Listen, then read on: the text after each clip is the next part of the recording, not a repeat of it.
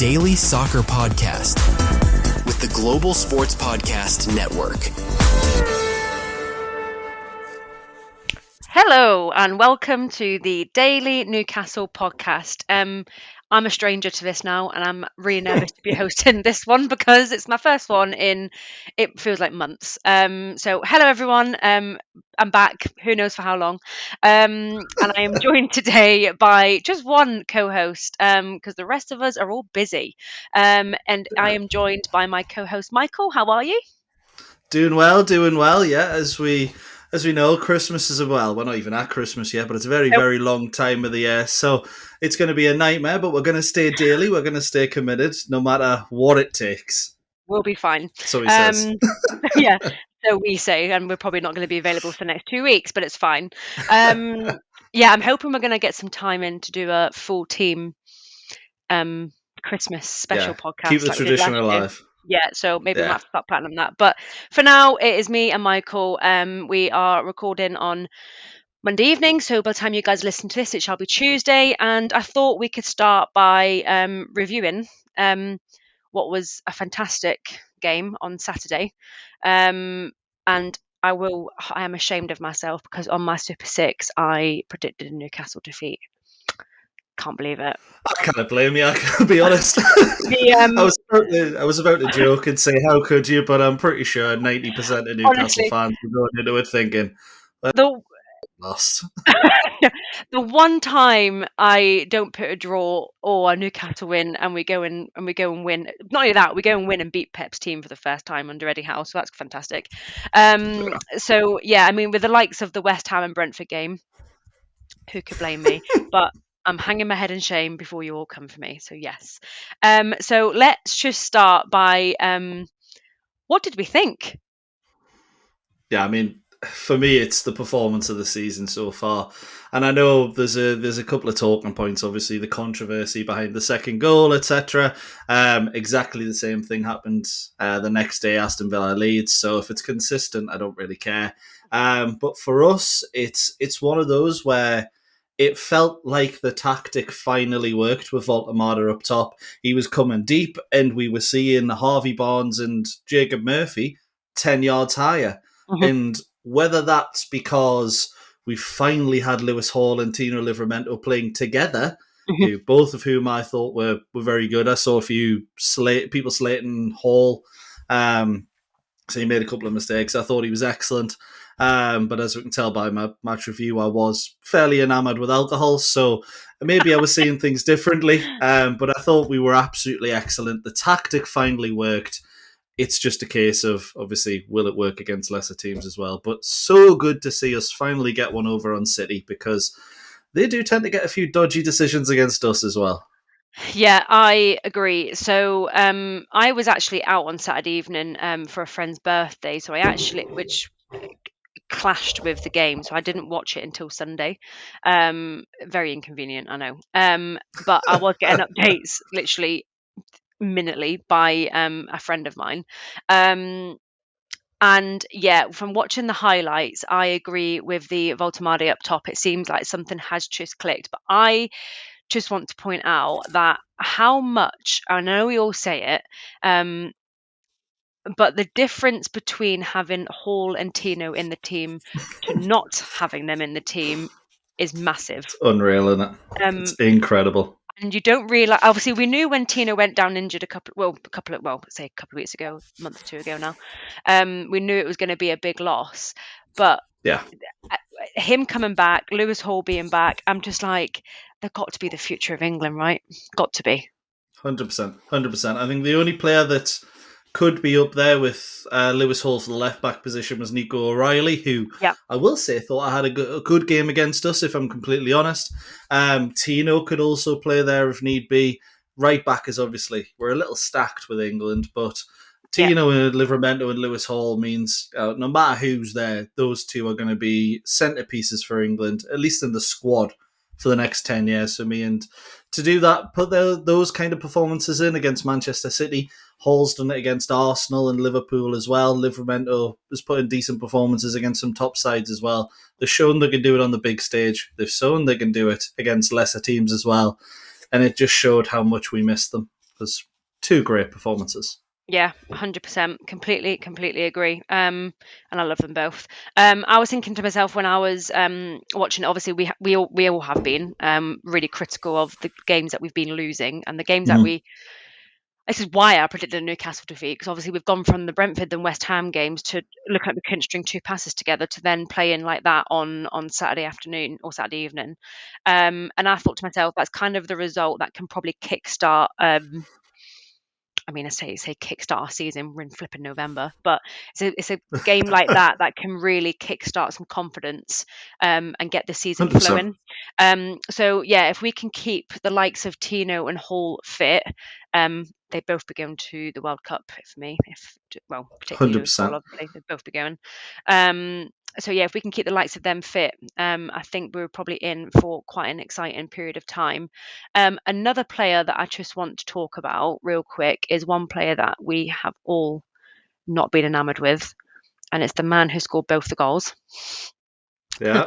Mr. Harvey Barnes. When I seen those two notifications come through, I was thinking, what's happening? Because he missed a sitter before that. He missed an absolute Yeah. sitter before that. So I was thinking, here we go, we're in for one of these. Yeah, what do you make of that? We saw the best and the worst of Harvey Barnes within about 60 minutes. First 30 seconds, he tries to curl one in. It's straight at Donnarumma, and you're thinking, it's his first touch of the game, you can let him off. And then we saw, I believe, in the Barcelona game, Anthony Gordon did exactly the same thing. I might be thinking of the wrong game, but a ball comes in, and he's in there at the back post, and he puts it wide, and you're thinking, I'm not sure how he's missed. Yep. And then for the goal, beautiful 1-2-3 with Bruno Guimaraes, and he just buries it in the corner, and you're thinking, that's So the good. Harvey Barnes we've needed all season. And when you think he hasn't exactly been great this season, I remember it was about 4 games ago, I was laughing at myself for saying he'd be Newcastle's player of the season. He's now a top goal scorer alongside Voltemada. So I'm happy. I think he's a brilliant player, and when Gordon hasn't been doing anything since January, you kind of need your backups to step up. Yep. And we've been talking about England. Anthony Gordon's worried about Marcus Rashford coming in there. He might have to worry about Harvey Barnes taking his place for England and for Newcastle, because he is looking a lot better. But again, you've got to start putting the sitters in the back of the net, son. There's no point in scoring 30, 25-yard screamers if you cannot put the ball in an open net, man. I know. Honestly, I seen it and I was thinking, I think it's even harder to miss that than it is to actually score it. But that is just absolutely. the Newcastle way. It's always the Newcastle way. We make things hard for ourselves. But it was a fantastic game. And another little, two shout-outs, really. Malik Chow.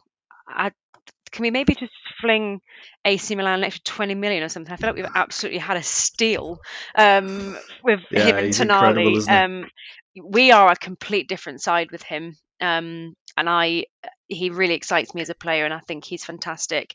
And that back four on Saturday were just, I know there's a couple of mistakes from Lewis Hall, but again, he's still, I guess, settling in, and he's, wiping off the cobwebs. Yeah, but he's just come back, hasn't he? Exactly. Between all 4 of them, I just thought that was a defence that was, just looked so confident. And I remember seeing something on Twitter before the game thingied, and it was a picture of Phil Foden, Erling Haaland, and someone else, and it was captioned, "Newcastle's defence won't know what hit them." Really? We did, and we dealt with it very easily. We dealt with it very easily, to be honest. And we also seem to have rattled Mr. Pep Guardiola at the end with him and, I don't know what we're saying and not really being confirmed. Pep Guardiola said he's an emotional guy. Yeah. But nothing's been confirmed, it's one of those, he said, so I'd love to know what's been said. He said he was telling Bruno how good he is and stuff like that. I don't know what he was telling the cameraman, I'll tell you that, because he's full on gone up and grabbed him. And I think if that's Jose Mourinho, the whole of England is burst into flames. And we don't have a country to live in, because everyone would be raging because it's Pep. It's, it was a bit controversial, wasn't it? No, there's love of Pep. No. I'm not having that. But yeah, back to Malik Chow. He is genuinely looking like one of the best centre-backs in the league at the moment. And that is a big call considering, he's playing for a side in 15th.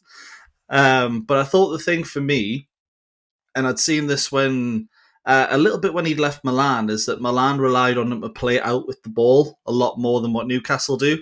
And that's where apparently he struggles. I've seen him look brilliant on the ball for Newcastle. Yeah, but with Fabian Schär alongside him instead of Sven Botman, let's be honest, Botman, while a great defender, isn't great with the ball at his feet. A lot of the times, sometimes he can do those little mazy runs, but passing-wise, he's not fantastic. Fabian Schär, that takes a lot of the pressure off Malik Chow in that position. Yeah. And I think, genuinely, those two could be a better combination for us than Sven Botman and Malik Chow. But we'll see how we do against the lesser teams as well, because it's, we do turn up against the big teams. We're known for doing that. It's when you play, who's the next? Everton's a tough game, particularly going to the Hill Dickinson now. I think Burnley. When you're playing someone like Burnley, if you have Schär and Malik Chow there, see how they do against those teams, because let's be honest, you kind of just turn up for 4 games in a season. So our next, as long as I've got this right, let me just double check. So I've got it sitting up here. If I'm right, our next Premier League games are Everton away on the 29th of November. Yep. We've got Tottenham on the 2nd of December. Is that Carabao Cup? No, it can't be Carabao Cup. No, late night Premier League game. That's late night Premier League. God, it is late. It's Tuesday, 8:15. And then we've got, again, like you say, on the Saturday the 6th, Burnley. And then we have, I'm talking Premier League only here, we've then got the good old derby on the 14th of December. So easy. That's our next... We'll be above them by then. That's our next 4 Premier League games. Now, 2 of them are at home, 2 of them are away. You are right. How do you see us going against these bunch, as in Everton, Tottenham, Burnley and Sunderland? I think you're right. I think Everton's going to be a bit more of a test than what we think. I always think Everton's our bogey team as well. Yeah, I don't like playing Everton. I still remember the game where we were comfortable until the 80th minute. Paul Dummett came on and then gave away a penalty pretty much straight away. That still gives me nightmares. The game last season, the 0-0 at Goodison, Anthony Gordon missing a penalty, more nightmares. The only thing that lets me sleep at night is thinking about T-Rex arms trying to catch a goal in the top corner, or one of the ones he fumbled for Jose Perez. But yeah, on a serious note, I think Everton's going to be a really tough game. I do think we'll get a point, because I'm not impressed by them really at all. They play literally in a couple of hours against Manchester United. I think Man United should win that quite comfortably. Yeah. Everton don't have much in attack for me, and they won't against us either. But then again, neither did West Ham. They only had Callum Wilson. So it really is a tough one. But yeah, I think the 2 home games, Burnley and Spurs, let's be honest, Spurs are dreadful. Frank might even be sacked by the time that game comes around. But I think we win those 2 quite comfortably. That puts us on 21, even if we don't get anything against Everton. I think we'll get a draw at the Hill Dickinson, win the 2 home games. We go into the derby in a decent bit of form. We'd then have 22 points, I think. So I think we'd be above Sunderland. They do have, so they've got Bournemouth at home, Liverpool away, which, to be fair, is 3 points these days, and then Manchester City away. So there is actually a real chance now, looking at it, that we could be above Sunderland come Derby Day. And although it looks bad for Newcastle now, the as they're above, we're 15th. We could easily be in the top 4 when that game comes around. It's that tight. Yeah, the top 10 is really tight, by the way. Obviously, you're probably looking at the table, but I was looking at the table yesterday and it is really tight. So I did think it does look bad in the grand scheme of things. And in the grand scheme of things, it's not that bad, because it is quite tight. Other than Arsenal, who are just completely, they're way you got ahead one now. good team at the top and one terrible team at the bottom. And the rest are all in the rest are all right. Other. Yeah. So I agree with you there. Right. I suppose I probably will keep that. I'll finish this bit here. We'll go to our first ad, and then we'll talk about our game tomorrow. Sounds good. Your body is unique.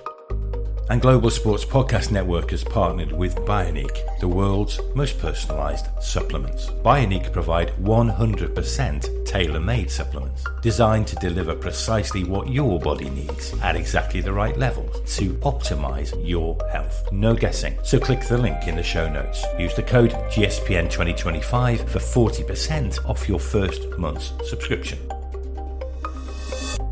Bioniq. Don't settle for off-the-shelf solutions made for just anybody. Get what's right for you right now. Perfect. Okay, we're on the road again.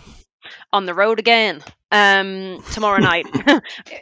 We are back in Champions League action and we'll be playing Marseille, who I'm not going to lie, I'm a little bit nervous about. Yeah, very much so. But yeah, this is going to be, I think I knew when we got the draw this was going to be a bit of a test anyway. But looking at their most recent form, I think they're sitting second in their league.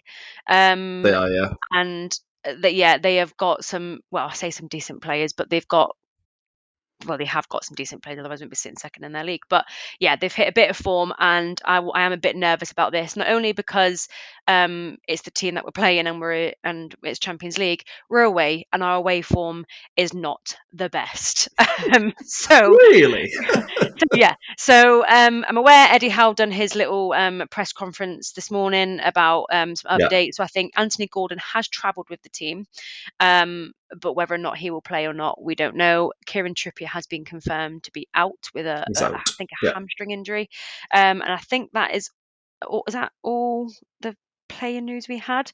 Pretty much. The rest of the stuff we already know, like Wissa, Ashby, etc. Yeah, probably won't see them this season, so that's fantastic. So how are you? I'll just start with how you're feeling. We're back in Champions League action, straight off the back of a really decent Premier League win. So how are you feeling going into it?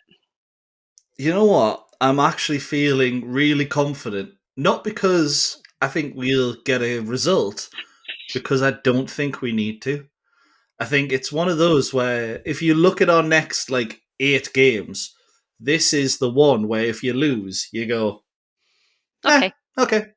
Yeah, because let's be honest, we're not expecting to finish top 8 in the Champions League. Finishing off with PSG away is probably going to confirm that. 2 winnable games between now and then, but it is going to be difficult. And then you look at this game and you go, we're on 9 points. All we need to confirm the playoff is 11, really. 12 if you're unlucky. So you're looking at thinking, Marseille, really difficult team, but we've had a great start so far. Yeah. They're one of the teams that you'd expect to be up there with us. They've got 1 win in 4, I think it is. They lost at home last time out. The pressure's on them. It's not on us. We actually are in a position where I think we can not rest some players, but you don't have to risk Tino Livramento and Lewis Hall for me. And that makes me more confident for some reason because the pressure is off. Even though on an away game, you'd think, oh, well, I'd like to see an away win sometime this season that isn't against some Belgian team. I mean, no disrespect to Union Saint-Gilloise, but they are what most Champions League teams would call the farmers of the competition, unfortunately. And that's no disrespect to them. They just haven't got that history behind them. It's amazing that they're even there. But Marseille, I mean, as far as I'm concerned, I'm happy to come out with 1 point and the fans get out of the stadium with their skin, because we've seen the notices, people saying, oh, don't wear your Newcastle kits. And I've seen the pictures this morning. My mate who works for the club, he's gone there. He was at the airport this morning and he was like, the amount of Newcastle fans is actually quite, in their kits, going to Marseille is actually quite scary. And you're expecting trouble, unfortunately, in Marseille. But if we can come out with a decent performance, win, lose or draw, and the fans come out unscathed, I'll be a happy man. Because I'd rather everyone made it back than we come back with a point or something.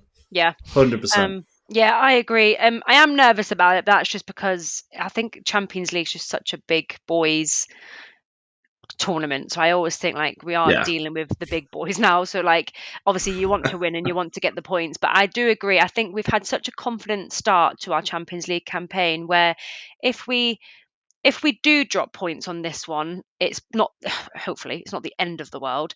But yeah, I do agree. I would quite like a point I'll be very happy with. And then a win, obviously I'll be ecstatic with. A loss, I wouldn't be too annoyed I'm not going with. to cry about it, are we? No, but obviously you still do want to see them do really well. So I would, yeah. So it's one of them ones. Yeah. It's a difficult one. I'm in a bit of a hard place with it. But yeah, like you say, I think we're going into this game as the underdogs, and I think Newcastle in the Champions League in general is the 100%. underdog because we're not expected to really do well in it. Yes, we've No. got the squad and we've got decent players, but really, when you look at the Champions League squads that we're competing with and the big teams, they've got like two squads to compete in the Champions League, whereas we're still like really struggling with that squad rotation and things like that. So we're not expected to do massively well. But I think the fact that we're coming off the back of a really good weekend. I mean, that result against Manchester City is a really good one. Yeah. We've obviously had 2 weeks international break rest, so our players are rested, hopefully. We've had a really great start to our Champions League campaign anyway. So I think the boys will be going into it confident. I think the fans that are out there will be going in quite confident. Like you say, I hope it's tame. I hope everyone stays safe. I think the atmosphere, particularly from the Marseille lot, will be electric. I think it will be electric, but I think our lot will Scary give as it. fuck. Yeah, I think our lot will give it just as well. So yeah, I think it will be a great game. And I hope Yeah. we do go there and get the win. While we're just talking about that game, do you think he will make, and by he I mean Eddie Howe, will make many changes from the squad that started on Saturday to the squad that starts on Tuesday night? Because for me, I feel like I know Anthony Gordon has travelled with the team, but I still feel like Barnes, after Saturday's performance, probably starts over him. Yeah, for me, I think this is the game where 90% of managers would rest players because you're in a good position. The game at the weekend for me is more important. And that feels weird saying that a win against Everton would be more important than a win against Marseille. No, But I think this is the game where you're looking at it and going, we can lose, we can't afford to rest players. And for me, Harvey Barnes, completely agreeing with your point, is ahead of Anthony Gordon in the pecking order now, yeah. which means my front three for Marseille, Voldemort has to start, obviously, because we've got no one else to go there. But I'm playing Anthony Elanga and Anthony Gordon either side of him, and that to many people that will look like our strongest 11. But Mm. against Everton, I'd start Murphy and Harvey Barnes. Done. So we've got that rotation that we can use. I would love it if Eddie Howe did do that because it shows, he's paying a lot of attention to the away form and that he's acknowledging the Premier League is important, maybe more important because let's be honest, it's all well and good making the last 16 of the Champions League, but if you finish 7th again, it's all for nothing really. So yeah, but I think I hope he does make changes. I'd love to see him. I'd love to see Miley get a game. I'd love to see, Miley probably because I don't think he'll play Ramsey because I think Ramsey's a bit more injury prone. Yeah. He's more likely to take one of those tackles from Højbjerg and not get up. I'd start Joe Linton. I'd start Bruno. I'd rest Tonali for probably Lewis Miley. Play Miley in the deeper role. And I'd actually even maybe try out 5 at the back because if Tino I don't want Tino to play. Trippier can't play because he's out injured. He's injured, yeah. You maybe look at a Jacob Murphy as a right wing back, 3 centre backs, and I guess it would kind of have to be Lewis Hall on the left in that case. But it's one of those where there's a lot of things he can do. I don't want to see Tino and Lewis Hall getting into this kind of game where it's going to be really physical. There's going to be a lot of tackles going in. Let's be honest. When I buy who they've got on the right-hand side, that they're a pretty dirty and disgusting team. Yeah. I don't want our players being accustomed to that, but unfortunately they're going to have to. So let's try and keep the injury-prone ones out of the squad while we Out can. of the squad, yeah. So long and short, I hope he makes changes. Yeah, I think this will be a game where he does make changes and It's got to. experiments, if you like. I think he Yeah. knows he has to as well. And I know people are going to be sitting at home thinking, well, how can you say the Premier League is more important than the Champions League? What I agree with that, by the way, because we're currently sitting 15th in the Premier League. I know we've just sat there and said, or wherever we are, sorry. I know we've just sat there and said, oh, it's really 14th tight. now. 14th, sorry. I know we said it's really tight. It's still very important that we still gain our points in the Premier League, and us sitting 14th in the Premier League's abysmal. Jesus, Yes, like agreed. we need to be in top 10, obviously. And I do agree with you. I do think he probably will be prioritising the Premier League ever so slightly more than the Champions League. But still equally a Agreed. very important game. The boys are going to want to do as best as they can. I want them to do as best as they can in this tournament. So yeah, it'll be interesting to see what he does with the lineup, whether or not he brings Ramsdale in for Nick Pope. He likes to just constantly rotate them a little bit. Whether Sven Botman comes in for Shah, you just don't know what he's going to do. Like you say, these injury-prone players, he's probably not going We've to got have plenty them. of them. Keep them We've got away. a lot of them, yeah. Yeah. And this was this time last season where the season before when we were in the Champions League, where we started to see players drop off with injuries because things were getting, physical and very demanding. So yeah, I think we'll probably see a few changes. I'm interested to see what he does, and then we'll soon find out in about 24 hours what he does. Yeah, absolutely. I think, to be fair, just before we go into that, the thing that's really struck me is that we're down as favourites for the game, apparently. Oh, really? I think any Newcastle fan is probably sitting there going, I'd be happy to come away with a draw. And the best, we've played Marseille twice. Drogba annihilated us in the UEFA Cup back in 2004. We drew 0-0 up here. We haven't scored against them in history, I don't believe, actually. But the bookies have us down as favourites for some reason. The next likelihood is a Marseille win. But it's one of those. There is a bit of distance between the two, and I'm looking at it and I'm going, are they aware this Marseille team were 4-0 up away to Nice within like 20-odd minutes at the weekend? They were incredible. And I know they've got Pierre-Emerick Aubameyang up front. It might have been after 60 minutes, to be fair. I don't think it was actually that good as 30 minutes. And I know their team is mainly Premier League rejects, but they are pulled together quite a decent side. It is going to be a really difficult game. And I'm looking at that and I'm thinking, are a lot of people underestimating Marseille, or am I just really overestimating them? Because I think they rested quite a few players at the weekend in that win as well. So I think we've just come off City.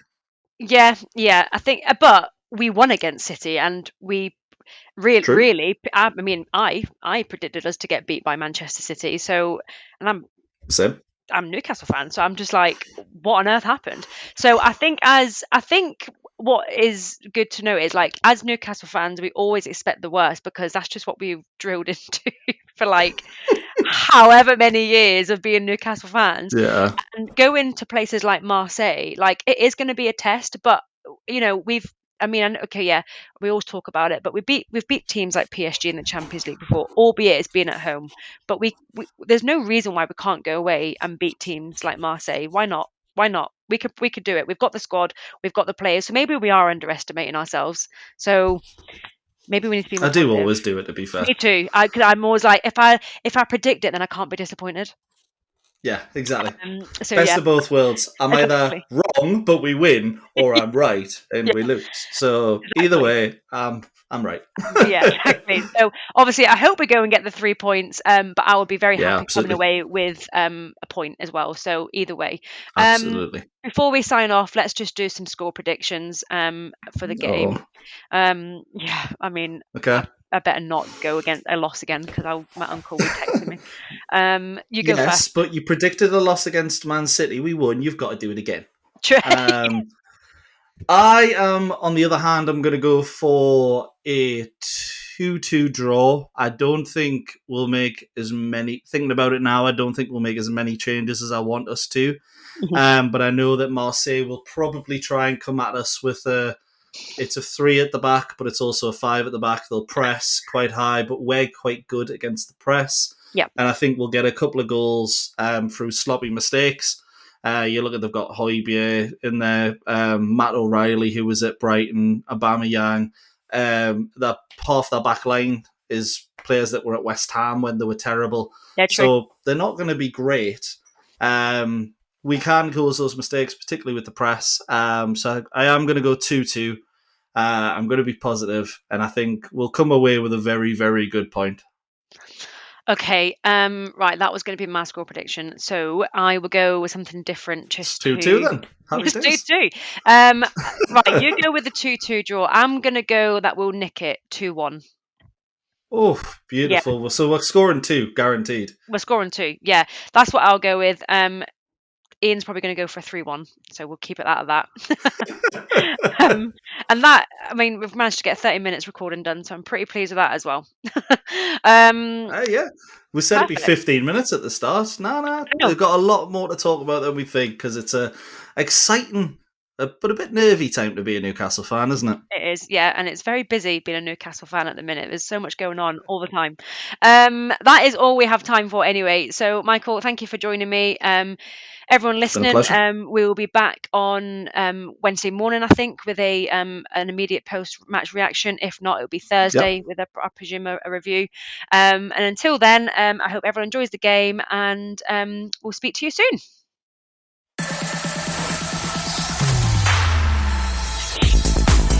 Your daily soccer podcast with the Global Sports Podcast Network.